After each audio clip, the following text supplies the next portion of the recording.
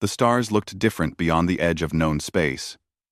Captain Elena Voss stood on the bridge of the Endeavour, watching the viewscreen display regions no human had ever seen.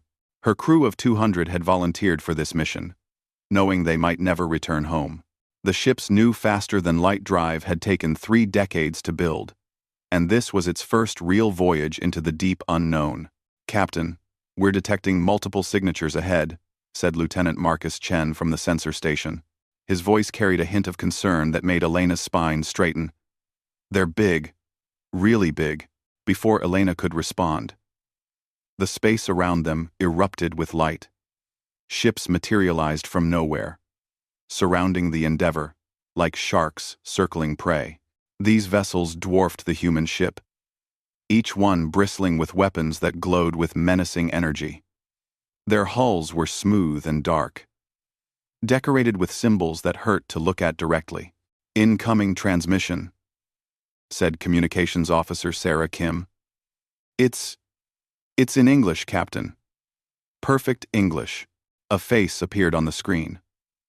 The alien had 4 eyes arranged vertically on an elongated skull, with skin that shimmered between purple and blue. Its mouth was a vertical slit that somehow formed human words with disturbing accuracy. "Unidentified vessel, you have violated the sovereign territory of the Dominion. Power down your engines and prepare to be boarded. Resistance will result in immediate destruction." Elena felt her crew's eyes on her, waiting for orders. She could feel the fear in the room, thick as smoke, but she had not come this far to surrender at the first sign of trouble. She stood up from her command chair and faced the screen directly. "This is Captain Elena Voss of the human vessel Endeavour. We had no knowledge of your territory or your dominion. We mean no harm, but we will not be boarded without cause. We request diplomatic contact." The alien's 4 eyes blinked in sequence, creating a rippling effect. "You request? You are in no position to request anything. You will comply, or you will die. These are the only options the Dominion offers to trespassers."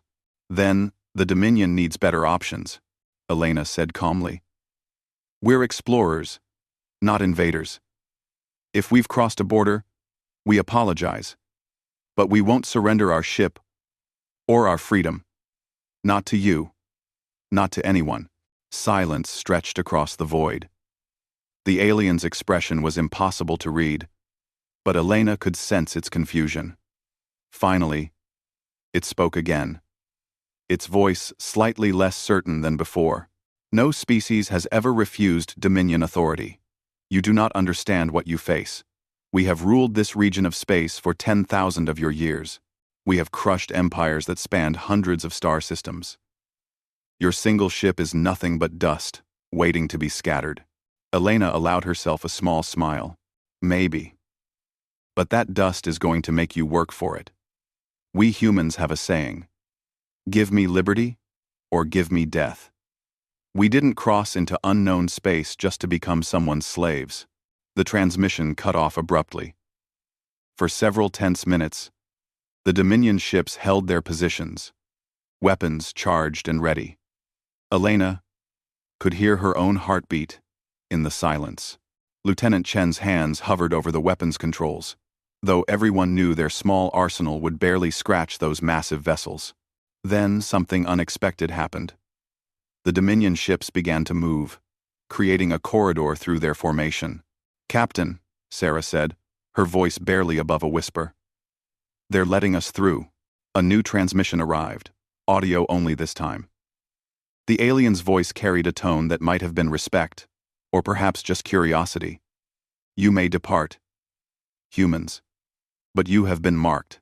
The hierarchs will want to know more about a species foolish enough to defy the Dominion." "We'll be ready," Elena replied.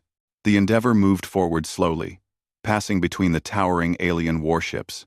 Every member of the crew held their breath until the last Dominion vessel disappeared from their sensors. Only then did someone let out a nervous laugh, quickly echoed by others. "Captain, what just happened?" Marcus asked, turning in his chair. "Why did they let us go?" Elena sat back down, suddenly feeling the weight of exhaustion. I don't know. Maybe they weren't expecting someone to say no. Maybe they wanted to study us first before making a decision. Or maybe... She paused, looking out at the stars ahead. Maybe they've gotten so used to people being afraid that they don't know what to do when someone isn't. Sarah pulled up the navigation charts. Captain, if that was their territory, and it's as big as they claim, we're going to have to cross it again to get home. I know, Elena said quietly. Send a message back to Earth. Tell them everything that happened here. They need to know what's out here. They need to know about the Dominion. She stood up again and addressed her crew. What we did today might have been foolish. We might have just painted a target on all of humanity. But I won't apologize for it. Our ancestors didn't cross oceans and continents just to bow down to the first bully they met. Neither will we. The crew nodded, fear giving way to something else. Pride, perhaps. Or determination. The Endeavour continued its journey into unknown space, its crew unaware that their simple refusal to submit had just sent shockwaves through an empire that had stood unchallenged for millennia. Behind them, Dominion commanders were already composing reports for the hierarchs, trying to explain how a single primitive vessel had defied them and lived. In the deep networks that connected the Dominion's thousands of worlds, a new designation was being created in the Imperial databases. Humanity. Status. Unclassified. Threat level. Unknown. Disposition. Unshaken. Inquisitor Thelvan had served the Dominion for 3 centuries. He had evaluated hundreds of species, categorizing them for integration into the Empire's vast structure. Some were useful as laborers, others as soldiers, and a few as administrators. All had eventually submitted. It was the natural order of things, but the humans were different, and that troubled him deeply. His ship approached the blue and green planet the humans called Earth. The preliminary scans showed a world still scarred by wars, a civilization barely past its first atomic age, and a population that had nearly destroyed itself multiple times. By every logical measure, they should be desperate for the protection and order the Dominion offered.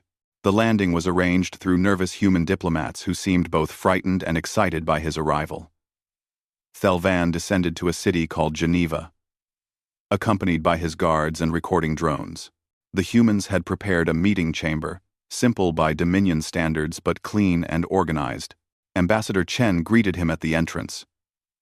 The human was older, with gray hair and eyes that held no fear, only curiosity.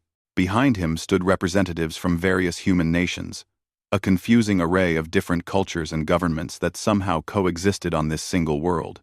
Welcome to Earth, Inquisitor, Chen said, his voice steady. We're honored to host you. Thelvan studied the human carefully. You should be terrified, Ambassador. Do you understand what the Dominion is? Do you comprehend the power we represent? We've read your information packets, Chen replied with a slight smile. Very impressive. 10,000 years of history, millions of worlds, countless species under your control.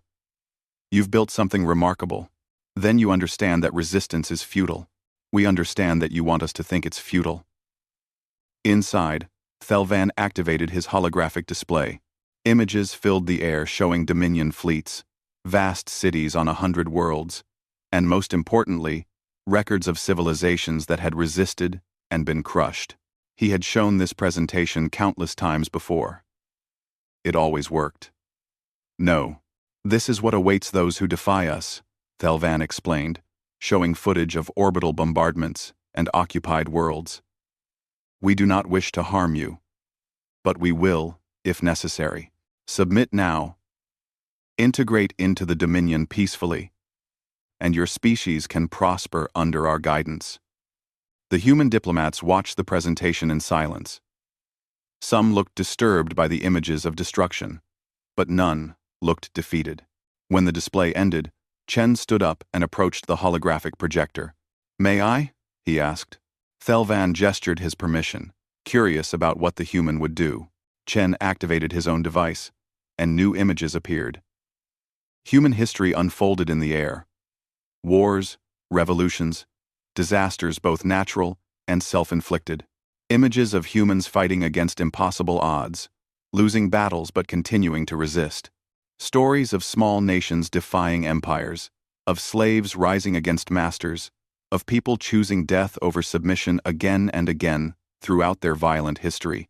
This is who we are, Chen said quietly. We've been conquered before, Inquisitor.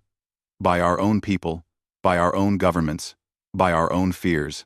And every single time, we've broken free eventually. Sometimes it took years, sometimes generations, but we always break free. Thelvan felt something unfamiliar creeping through his mind. Uncertainty. You are being irrational. We are offering you survival. No, Chen corrected. You're offering us a comfortable prison. And humans don't do well in prisons. No matter how comfortable they are. Another human stood up, a younger woman who identified herself as Dr. Sarah Martinez, a historian. Inquisitor, let me ask you something. In all your thousands of years of history, how many species have volunteered to join the Dominion without being threatened first? Thelvan paused. The question was unexpected. The Dominion's strength is precisely why species join. They see our power and make the logical choice. So none, Dr. Martinez said. None have joined willingly. They've all submitted out of fear. Don't you see? You haven't built an empire. You've built a prison that spans the stars, and you're the guards. We provide order, Thelvan insisted, but his voice carried less conviction than before. We prevent chaos. You prevent freedom, Chen replied. And that's the one thing humans value more than safety, more than comfort, sometimes even more than life itself. Thelvan spent 3 weeks on Earth, visiting different cities and cultures. He watched humans argue passionately with each other about everything, yet somehow work together when needed. He saw their art, filled with themes of rebellion and resistance. He listened to their music, their stories, their dreams. All of it celebrated the individual against the collective, the underdog against the powerful, the weak standing up to the strong. He interviewed soldiers who explained they would rather die than surrender, teachers who said they would rather be destroyed than stop asking questions, children who dreamed of exploring the stars as free people, not as subjects of some distant empire. In his final meeting with Ambassador Chen, Thelvan felt the weight of what he had learned. You are going to make this difficult, he said. It was not a question. We don't mean to, Chen replied. We just can't be what you want us to be. We can't stop being human just because it would be easier for everyone. The hierarchs will not accept this. They will see you as a threat. Then they'll have to deal with us as a threat, Chen said. We didn't ask to meet the Dominion. We didn't ask to be given this choice. But now that we have it, we're going to choose freedom. Every time. Always. Thelvan returned to his ship and prepared his report. He had evaluated many species, but never had he filed one like this. His conclusion was simple and terrifying. Humanity could not be conquered through traditional means. Fear did not motivate them the way it did other species. Threats did not break their spirit, but hardened it. They had evolved on a death world, fighting each other for thousands of years, and it had made them psychologically resistant to domination. He added a final note to his report. Recommend immediate quarantine of human space. Do not engage unless absolutely necessary. This species does not understand how to submit, and they will not learn. This, the Farty One, they are, in the truest sense of the word, unconquerable. As his ship left Earth's orbit, Thelvan looked back at the blue planet and felt something he had not experienced in centuries. Not fear, exactly, but perhaps respect and deep concern for what would happen when the hierarchs read his report and decided the humans were too dangerous to leave free. The humans had crossed into the Dominion's territory and remained unshaken. Now the question was whether the Dominion itself could remain unshaken by them. The hierarchs met in their ancient chamber on the capital world of Throne. The 7 eldest beings in the Dominion, each representing a founding species, sat in their designated positions and reviewed Inquisitor Thelvan's report in silence. Finally, Hierarch Vexisnal, eldest of them all, spoke. "This is unacceptable. A primitive species refuses our authority and we do nothing? Thelvan recommends quarantine," said Hierarch Molthar, her crystalline body chiming softly. "Wisdom lies in maintaining order," Vexnal countered. "If we allow humans to defy us, what message does that send to our vassal species? How long before rebellion spreads?" The vote was called. 5-2. The decision was made. The Dominion would demonstrate its power with a limited military action. A battle fleet would strike at human colonies in the outer systems, forcing a quick surrender. It would be surgical, precise, and overwhelming. The humans would learn their place. Battle Commander Zarnoth received his orders with confidence. He commanded 200 warships, enough firepower to sterilize a dozen worlds. His target was the human mining colonies in the asteroids beyond their 4th planet. The colonists there numbered only a few thousand. They would surrender immediately when they saw the fleet arrive.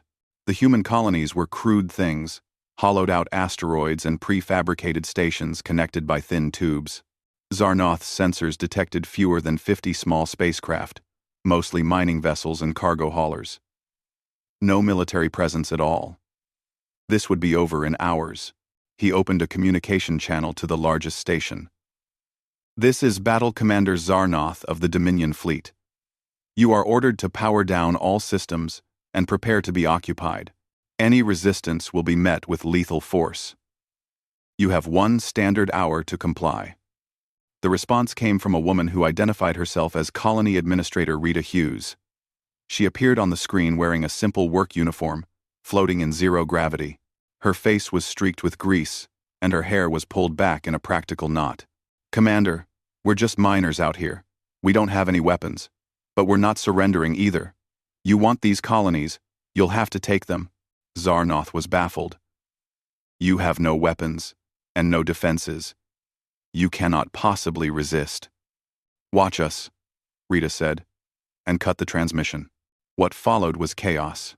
The mining ships, supposedly unarmed, suddenly launched clouds of debris and ore containers at high velocity toward the Dominion fleet.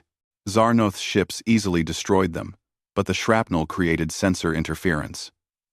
Then, the cargo haulers dove toward the fleet, not firing weapons, but simply accelerating to ramming speed. "They're using their ships as missiles," his tactical officer reported, shock evident in his voice. "They're evacuating the crews and setting the ships on collision courses." Zarnoth ordered his ships to destroy the incoming vessels, but the humans had thought of that too. The cargo haulers were filled with volatile mining explosives that detonated when hit, creating even more debris and interference. In the confusion, small escape pods were launching from the colonies, scattering in every direction. "Sir, they're abandoning the colonies and fleeing into the asteroid field. Should we pursue?" 1. Seen Khan. 1 Claude. "No," Zarnoth said. "Let them run. We'll occupy the colonies as ordered." But when his troops boarded the stations, they found them booby-trapped. Airlocks failed at critical moments. Life support systems had been sabotaged to create toxic atmospheres. Computer systems were infected with viruses that spread to Dominion equipment the moment they connected. 3 of Zarnoth's ships were damaged by automated defenses the humans had rigged using mining equipment. Nothing sophisticated, just explosive charges placed at weak points in the station structure that detonated when Dominion forces breached certain areas. The worst part came when his communications officer reported that every database in the colonies had been wiped clean. The humans had taken or destroyed everything of value before fleeing. "Commander," his second-in-command said quietly, "we've secured the colonies, but we've lost 17 ships damaged, 300 soldiers injured, and we've captured nothing but empty stations." The humans escaped with most of their population. Zarnoth looked at the tactical display showing the asteroid field where thousands of human life signs were now scattered, hiding among the rocks. He had the firepower to hunt them down, but it would take months and cost more ships. The humans knew this terrain. They had been mining it for years. "Send a message to the fleet," he said. "Mission accomplished. Human colonies occupied." It was technically true, but it felt like a lie. The battle was the first of many small engagements over the following months. Each time, the pattern repeated. Dominion forces would arrive with overwhelming power. Humans would fight with anything available, improvising weapons from industrial equipment and civilian technology. They would lose every battle, but inflict casualties, and then retreat to fight again. What disturbed the Dominion commanders most was the human refusal to negotiate after defeats. Other species would ask for terms, try to minimize their losses. Humans just regrouped and prepared for the next fight. In the Dominion capital, reports flooded in from across the Empire. The battles against humanity were being broadcast on information networks. Vassal species were watching with fascination as this primitive civilization refused to break. Questions were being asked. Quiet at first, but growing louder. If humans can resist, why can't we? A minor riot broke out on Veltar, a manufacturing world where workers had been suppressed for centuries. It was quickly crushed, but the symbolism was clear. The Dominion's power rested on the assumption that resistance was impossible. The humans were proving that assumption wrong. Hierarch Vexnal called an emergency session. The human conflict was supposed to end quickly and demonstrate our strength. Instead, it drags on and demonstrates our limitations. Every day this continues, we look weaker. We could deploy the full fleet, suggested Hierarch Korval. Dedicate significant forces to crushing them completely. That would take years and cost millions of lives, Molthar chimed. And for what? To conquer a species that would continue resisting even after occupation? They would become a wound that never heals, constantly draining our resources. Then, what do you propose? Vexnal demanded. We cannot simply accept their defiance. Perhaps, Molthar said slowly, we can negotiate. Offer them terms that allow both sides to save face. The Dominion does not negotiate with primitives, Vexnal said, but his voice carried less certainty than before. In the asteroid fields beyond Earth's fourth planet, Administrator Rita Hughes and her fellow refugees watched the Dominion ships through makeshift sensors. They had lost their homes, but not their hope. Messages were arriving from Earth with news that the whole planet had united in supporting the resistance. Ships were being built, weapons developed, and volunteers trained. They thought we'd break, Rita said to her deputy. They don't understand that we're just getting started. The message arrived through channels so secret that even most Dominion officials didn't know they existed. It appeared on the personal terminal of Ambassador Chen at 3 a.m, encoded in a way that suggested its authors were either very sophisticated or very desperate, probably both. We are the Veil. We have watched you resist. We wish to help. Reply if you dare. Chen stared at the message for a long time before waking up his security team. The Veil were known to humanity through Dominion databases, listed as a conquered species specializing in engineering and technology. They had submitted to the Dominion 300 years ago after a brief war. Nothing in the files suggested they were rebellious. After consulting with Earth's government and military advisors, Chen sent a simple reply. We're listening. The response came within hours. A Veil engineer named Kivrex explained the situation in careful, clinical language. His species had been crushed and enslaved. Their creativity channeled into building Dominion weapons and ships. But they had maintained secret networks, passing knowledge and hope through generations. They had been waiting for the right moment, the right opportunity. You are that opportunity, Kivrex's message read. You prove that the Dominion can be defied. We can provide you with technical specifications, tactical information, and support. In exchange, we ask only that you remember us when you win your freedom. If we win our freedom, Chen corrected in his reply. When, Kivrex insisted, we have studied your species, you do not know how to quit. The intelligence the Veal provided was invaluable. Weak points in Dominion ship designs, backdoors in their computer systems, information about internal politics and rivalries. But more than that, the partnership represented something dangerous to the Dominion. Proof that cooperation between species could happen without force.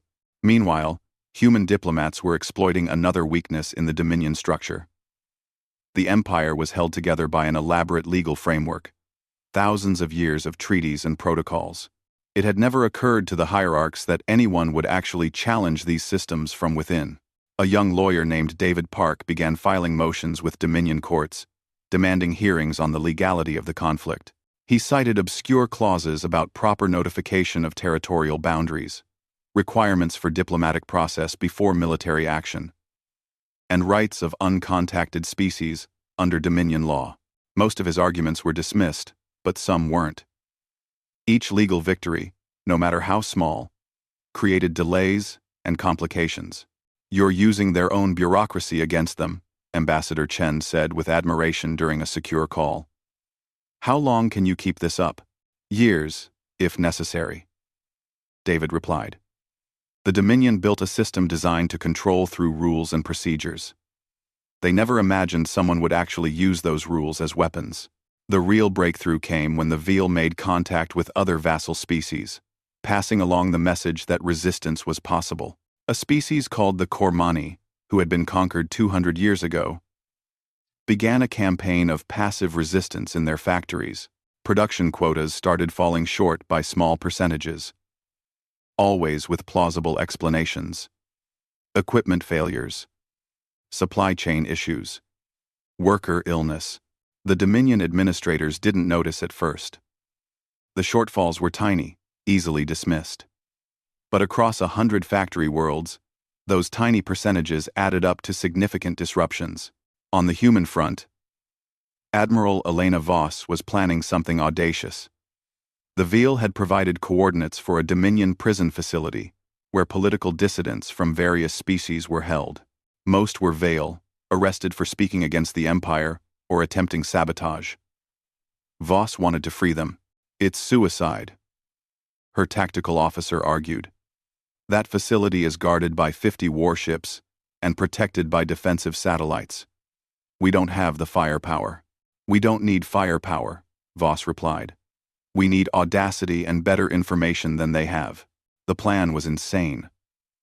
A small human fleet would approach the prison facility openly, broadcasting a false message claiming they were a diplomatic mission, arriving for scheduled talks that didn't actually exist. The Veal had provided genuine Dominion diplomatic codes that would check out through initial security protocols. By the time the facility commander realized something was wrong, the human ships would be inside the defensive perimeter. And then what? Her tactical officer asked. Then we improvise, Voss said with a grim smile. The operation launched 3 weeks later. 6 human ships approached the prison facility, transmitting their fake credentials. The Dominion commander, a bureaucrat named Pelmock, checked his schedule with confusion. I have no record of any diplomatic meeting, he transmitted. That's because your superiors didn't want news of negotiations to leak, Voss replied smoothly, her lie prepared in advance. Check your orders again. Authorization code Theta 97 Prime. That code, provided by the Veal, was genuine and high-level enough to make Pelmock hesitate. He didn't want to cause an incident by refusing legitimate diplomats. While he checked with his superiors, a process the Veal had warned would take at least 20 minutes due to Dominion communication protocols. The human ships drifted closer. When Pelmock finally realized the deception, the human ships were already too close to the facility for the defensive satellites to fire without risking damage to the prison itself.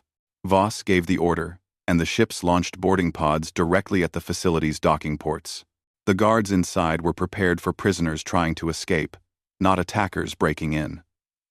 The human Marines moved fast, using stun weapons to avoid killing when possible. The Veal prisoners, hearing the commotion, began rioting in their cells, creating chaos that spread through the facility. Voss led her team to the command center and forced Pelmok to open all the cells at gunpoint. Thousands of prisoners flooded into the corridors, including members of a dozen different species. The human ships began evacuating everyone they could carry. The Dominion warships finally moved to engage, but they were slow, afraid of hitting the prison facility itself. By the time they got into position, the human ships were already burning at maximum speed back toward the border, carrying more than 3,000 freed prisoners. The escape became legendary within days. Across Dominion space, the story spread through underground networks. Humans had penetrated a secure facility and freed prisoners right under the nose of 50 warships. It seemed impossible, but it had happened. More importantly, the freed prisoners included influential dissidents from a dozen species. They immediately began broadcasting their stories, talking about human courage and the possibility of freedom. The message reached every corner of the Empire. On Throne, the hierarchs held another emergency session. Reports indicated growing unrest on 17 worlds. Production was falling across multiple industries. Legal challenges to Dominion authority were spreading. And now freed prisoners were becoming symbols of resistance across the Empire. This is what happens when we show weakness. Vexnal raged. One small species defies us, and the entire structure begins to crack. Perhaps the structure was already cracked. Molthar said quietly. Perhaps the humans simply revealed what was always there, hidden beneath our assumptions of permanence. Mole. Quote, Inquisitor Thelvan, watching the proceedings from his seat among the observers, felt history shifting around him. He had warned them. The humans were not just another species to be conquered. They were a catalyst, a spark that revealed how much kindling had been waiting to burn. The riots on Veltar lasted 3 weeks before Dominion forces finally suppressed them. The cost was 7,000 dead workers and a manufacturing center that wouldn't be fully operational for months. But the damage to the Dominion's image was worse than any material loss. Images of the crackdown spread through underground networks, showing Dominion soldiers firing on unarmed civilians. The message was clear to every vassal species. This is what awaits those who resist. But another message spread alongside those images. The humans were still free. Despite all the Dominion's power, despite a year of conflict, humanity remained undefeated and unbowed. If the mighty Dominion couldn't break one small species, what did that say about their legendary invincibility? The hierarchs met in secret session. The first time in 200 years that they had closed the chamber even to their own advisors. The 7 ancient beings faced a truth that terrified them. They were losing control not through military defeat but through the erosion of belief. The Dominion's power had always rested on the assumption that resistance was futile. The humans had shattered that assumption. We could deploy the war fleet, Vexnal said, but his voice lacked conviction. Total war against humanity. Burn their worlds to ash and make an example that will last 1,000 years. And how many of our vassal species would rebel while that fleet was engaged? Molthar asked. How many worlds would rise up while our forces were committed to destroying one stubborn planet? We might win the battle and lose the Empire. Hierarch Korval, who had been silent for most of the discussion, finally spoke. There is another option. We could negotiate. The word hung in the air like a curse. The Dominion had never negotiated with a species before conquering them. It had never been necessary. But now, for the first time in 10,000 years, they faced a choice between pragmatism and pride. If we negotiate, we appear weak, Vexnal protested. If we continue this war, we become weak, Korval countered. The humans have already won, Vexnal. Not through military victory, but by inspiring others. Every day this conflict continues, more species question our authority. We must adapt or fall. The vote was called. 4-3, the decision was made. The Dominion would offer terms to humanity. Ambassador Chen received the invitation to talks aboard a neutral station at the edge of human space. He brought a team, including David Park, Admiral Voss, and representatives from the freed Veal prisoners who had integrated into human society. The Dominion sent Inquisitor Thel Van along with a diplomatic team, a choice that Chen recognized as significant. Thel Van had been honest in his assessment of humanity. Perhaps he could be trusted to negotiate in good faith. The first meeting was tense. The Dominion diplomats laid out their offer. Humanity would be recognized as a protectorate, maintaining internal autonomy, but accepting Dominion oversight in matters of foreign policy and military development. In exchange, the conflict would end, and humanity would gain access to Dominion trade networks and technology. Chen listened politely, then shook his head. That's not independence. That's just a more comfortable prison than you offered before. It is the best you will receive, the lead Dominion diplomat said coldly. Accept it, or face total war. We've been facing total war for a year, Admiral Voss interjected. And we're still here. So forgive us if your threats have lost their impact. The talks stalled for 2 days, until Thel Van requested a private meeting with Chen. They met in a small chamber, just the two of them. You must understand the impossible position we are in, Thel Van said. The hierarchs cannot simply let you go free without any concessions. It would destroy their credibility with every vassal species in the Empire. And you must understand our position, Chen replied. We didn't start this conflict. We didn't ask to meet the Dominion, but now that we have, we won't accept anything less than complete freedom. We can't. It's not in our nature. I know, Thel Van said quietly. I saw that when I visited your world. But there must be a middle ground. Some solution that allows both sides to walk away with dignity. Chen thought for a long moment. What if we weren't the only ones walking away? What if any species that wanted to leave the Dominion could petition for independence? Thel Van's 4 eyes widened. That would break the Empire apart, would it? Or would it transform the Empire into something new? A voluntary association, rather than a forced one. Species working together because they choose to, not because they're afraid to refuse. The hierarchs would never agree to that. Then the war continues, Chen said simply. And every day it does, more species question why they're part of an empire that exists only through fear. Thel Van returned to his delegation and, to everyone's surprise, began arguing for Chen's proposal. It took another week of intense debate, but gradually the Dominion diplomats realized they had no better option. They could grant humanity independence and face limited instability, or they could continue the war and risk systemic collapse as rebellion spread. The treaty that emerged was revolutionary. Humanity would be recognized as a fully independent sovereign state with no Dominion oversight. In exchange, humanity agreed not to expand aggressively into Dominion space and to respect existing borders. But the key provision, the one that changed everything, was Article 7. Any species within the Dominion could petition for independence, with applications to be reviewed by a council that included representatives from both the Dominion and independent states. This will destroy us, Vexnal said when the terms were presented to the hierarchs. This will save us, Molthar replied. The old Dominion is already dying, killed by its own rigidity.